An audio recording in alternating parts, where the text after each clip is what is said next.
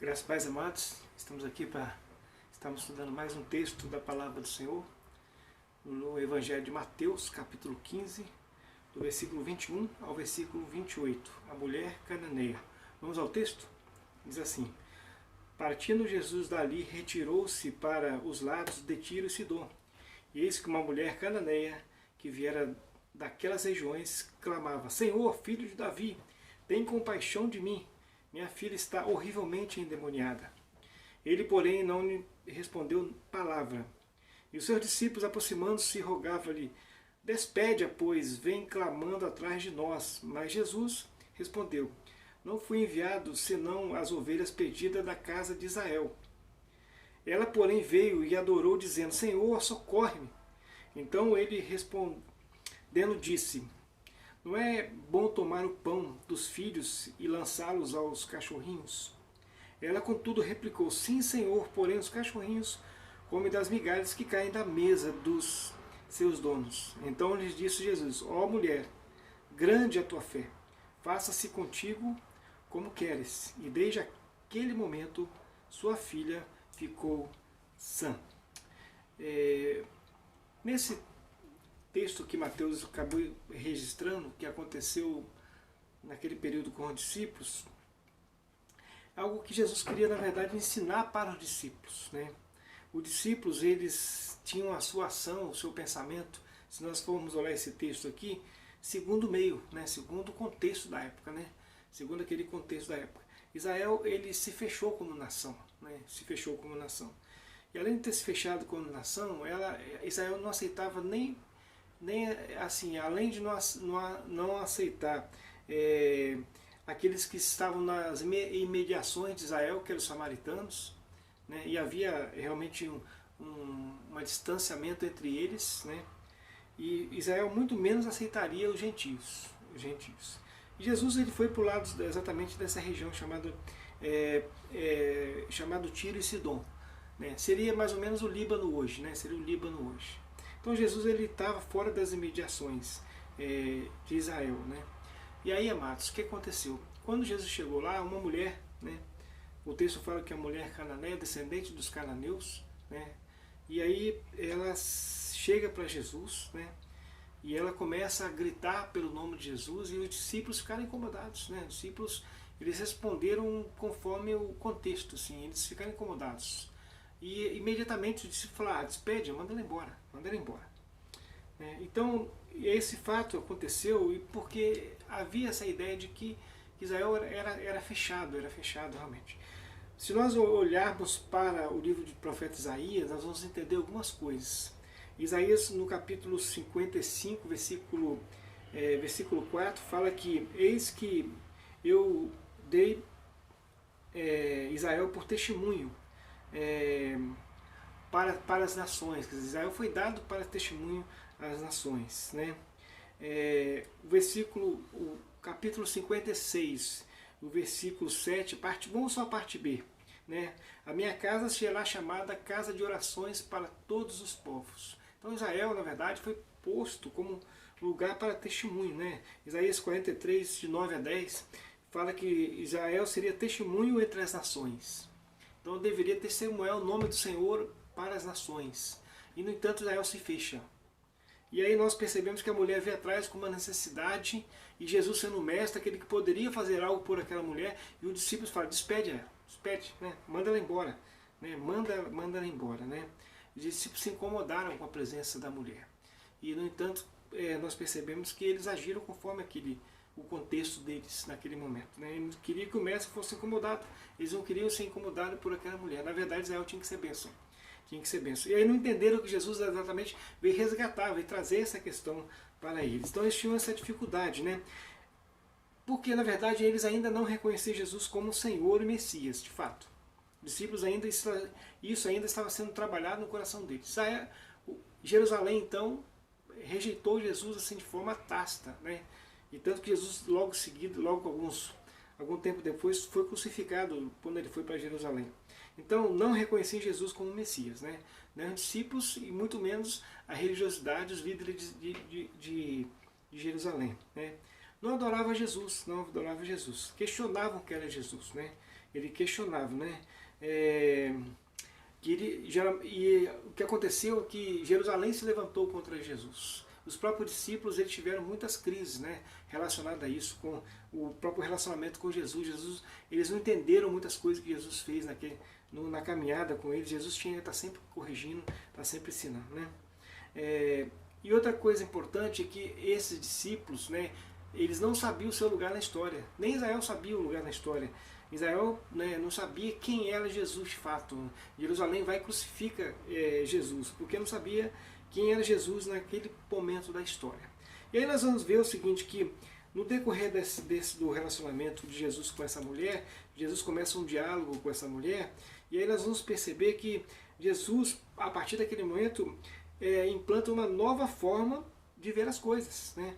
Se os discípulos, né, a ação deles era segundo o meio, segundo o contexto que eles viviam, né, não reconhecendo Jesus como Senhor, e a rejeição aos outros povos, às outras pessoas, Jesus agora ele começa a trabalhar com os discípulos agora uma forma que ele vai trabalhar exatamente nessa questão, na forma como ver as coisas, a forma diferente de ver as coisas, né? É como se fosse um teste que Jesus começa a fazer com aquela mulher para valorizar a fé da mulher, tá? O teste que Jesus começa a fazer para que a fé daquela mulher fosse valorizada, mas também aquele teste que estava sendo feito ali é para que os discípulos pudessem entender algumas coisas que eles ainda não entendiam, né? Então Jesus faz esse teste nesse momento com o discípulo, né? E aí, amados, surge a primeira questão, né? Jesus, quando a mulher chega, né? Jesus percebe que ela começa a falar com ele, Jesus, filho de Davi, começa a gritar, né? A primeira coisa que nós podemos destacar é que essa mulher reconhecia Jesus como Messias, né? Jesus, filho de Davi. Ela tinha conhecimento da palavra de Deus, da lei dos profetas. Primeiro ponto, que ela conhecia a lei dos profetas. O segundo ponto que eu gostaria de destacar aqui, que é além dessa questão, é que Jesus agora então responde para ela, né? Jesus responde para ela e responde de forma dura para ela, né? E a forma que Jesus responde para ela é o seguinte: eu fui enviado às ovelhas perdidas da casa de Israel, né? Aí naquele momento que talvez quando Jesus falou isso, talvez no coração dos discípulos eles devem ter pensado assim, tá vendo? Falei, ele foi enviado só para nós somos judeus, né? Para nós somos da casa de Israel. Não falei? Nós somos, né? Foi só para nós, né? Naquele momento eles acharam realmente que Jesus estava falando conforme eles pensavam, né? Eu fui enviado somente às ovelhas perdidas da casa de Israel. Só que era uma narrativa que estava sendo construída para que chegasse ao ponto necessário. E aí Jesus dá essa primeira intromissão. Eu fui enviado somente às ovelhas perdidas da casa de Israel. Essa mulher, o que ela faz? Ela naquele momento, ela adora e pede socorro. Jesus fala sobre isso, que ele foi enviado às ovelhas perdidas da casa de Israel, e ela adora e pede socorro, né? E Jesus ainda replica aqui, quando ela adorou e pediu socorro, aí Jesus fala com ela que não é bom tomar o pão dos filhos e lançá-lo aos cachorrinhos, né? Dos filhos e lançá-los aos cachorrinhos. Quando Jesus fala isso, alguns falam assim, porque Jesus chamou a mulher de cachorra, vamos dizer assim, né? De um animal, né? E Jesus foi grosseiro com ela. Mas, no entanto, se nós olharmos o contexto, nós vamos perceber que não foi isso. Foi exatamente ao contrário. Quando Jesus fala que não é bom tirar o pão dos filhos e lançá-los aos cachorrinhos, o termo dos cachorrinhos aqui, quando você vai lá no original, você vai observar que é a ideia de um cachorro pequeno, um cachorro de colo, né? Então Jesus faz o seguinte comparativo: não é bom você pegar o alimento e dar primeiro aos filhotinhos de cães. Primeiro se alimenta os seus filhos e automaticamente o que sobrar você dá aos filhotinhos, aos cachorrinhos. E os cachorrinhos são os da casa, né? São os da casa, pertencem à casa, pertencem ao dono. Então essa ideia que Jesus quis passar, a ideia de que os cachorrinhos ali que iria ser alimentado, né, pertence à casa, né, pertence à casa. Então não é bom, né, tomar o pão dos filhos e lançá-los aos cachorrinhos. Eu lembro muitos anos atrás, né? Naquela época não tinha ração, mais de 50 anos atrás. Não havia ração, né? A gente não comprava ração nas lojas pet. Né? Depois que sobrava o almoço, a gente juntava, tirava aquilo tudo, né, as sobras e tal, e dava pros, nós tínhamos 2 cachorros lá em casa, né, 2 cachorros grandes. E a mãe sempre juntava, eu sempre via isso, né? E às vezes eu ia dar comida para os cachorros, né? 2 cachorros grandes, eles até brigavam, né? E tudo, aí eu pegava e dava o que sobrava, juntava e dava para os cachorros, porque era assim que era feito, né? Automaticamente pertencia à casa. Aí, depois que nós comemos, aí automaticamente os cachorros passavam a comer também. E os cachorros pertenciam à nossa casa, né? E quando um deles acabou morrendo, nossa, a família chorou, quer dizer, algo que envolve sentimento. Então Jesus falou exatamente isso, que a ideia dos cachorrinhos aqui é alguém que pertence à casa, que é cuidado pela casa e tem amor por esse animalzinho. E aí Jesus fala dessa forma que primeiro realmente são os filhos. Porque na verdade Jesus foi enviado aos judeus, né? Veio para os seus, mas os seus o rejeitaram, né? Então Jesus foi prometido para os judeus, a nasceria entre os judeus, e automaticamente ele seria estendido às nações, né? Aí aquela mulher ela entendeu isso. E é interessante que Jesus, quando colocou dessa forma, que o alimento chegaria também para ela, e ela fala assim, e ela replica da seguinte: sim, Senhor, porém os cachorrinhos comem das migalhas que caem da mesa de seus donos. Porque os cachorrinhos pertencem à casa, pertencem àquela casa. Então, amado, nós percebemos que quando Jesus falou isso e a mulher entendeu, né, a questão, e ela entrou dentro do contexto do que Jesus havia falado, e ela se coloca da seguinte forma, que realmente o alimento chegaria para ela também. Chegaria para ela também.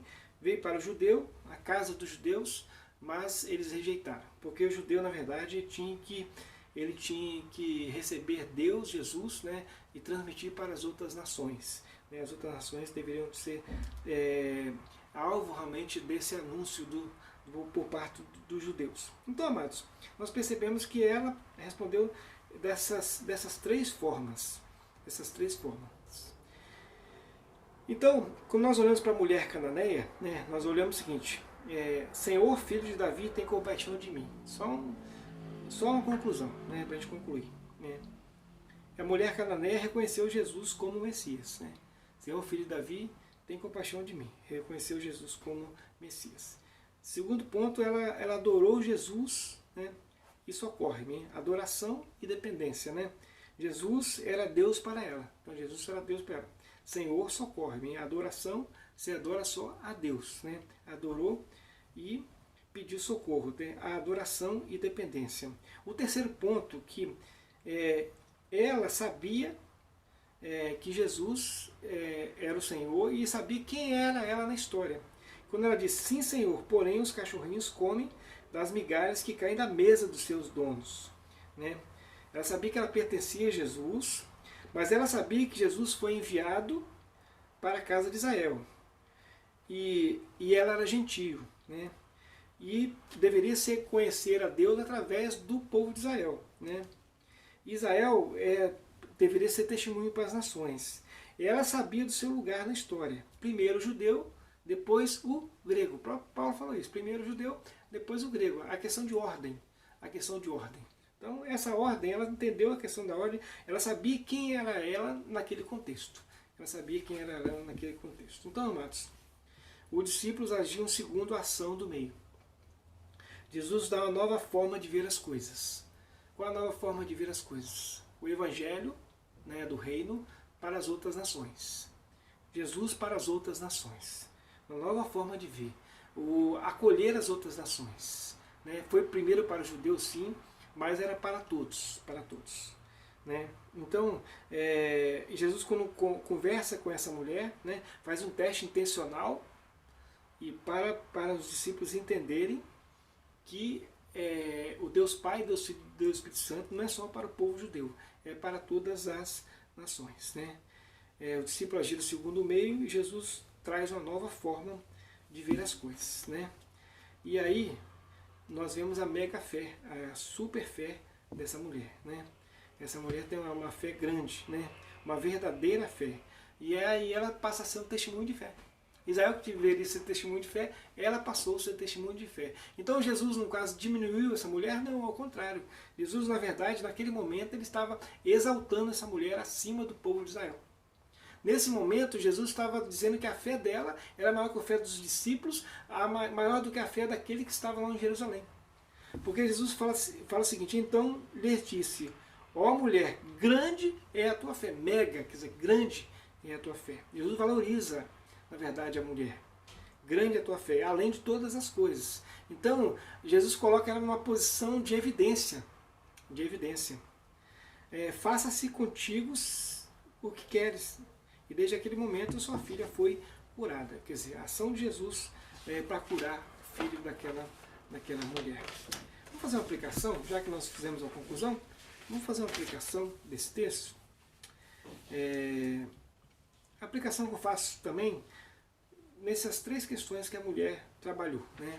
O primeiro ponto que eu gostaria de aplicar hoje devemos reconhecer Jesus como Messias, como Salvador. Ela reconheceu: Jesus, filho de Davi, tem compaixão de mim. Né?